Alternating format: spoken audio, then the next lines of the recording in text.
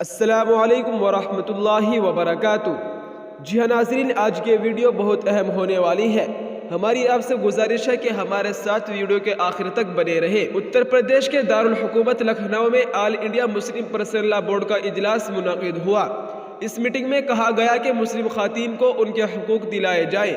Meeting میں اس بات پر بھی زور دیا گیا کہ مسلمان اپنی بیٹیوں کو جہیز نہ دیں بلکہ اپنی جائیداد میں حصہ دے۔ اس کانفرنس کا انعقاد مسلم پرسنل لا بورڈ کے مولانا عتیق احمد بستوی کی صدارت میں کیا تھا۔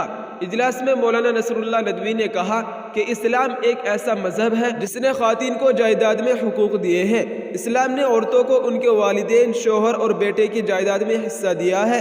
مسلم پرسنل لا بورڈ کے مطابق اسلام نے جائیداد میں ماں، بہن، بیٹی، بیوی، پوتی، نواسی، سوتیلی بہن، دادی اور نانی کو حصہ دیا ہے۔ ندوی نے کہا کہ مسلمان جہیز دینے کے بجائے اپنی بیٹیوں کو جائیداد میں حصہ دے، اس سے ان کی بیٹیوں کو مالی مسائل کا سامنا نہیں کرنا پڑے گا۔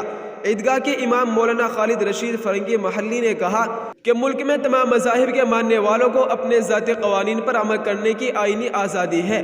انہوں نے کہا کہ کانفرنس کا مقصد لوگوں میں مسلم پرسنل لا سے متعلق غلط فہمیوں کو دور کرنا ہے۔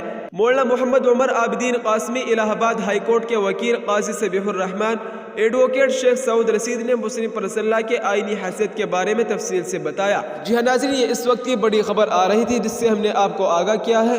آپ اس خبر کے متعلق کیا رائے رکھتے ہیں؟ اپنی رائے کا اظہار کمنٹ میں ضرور کریں۔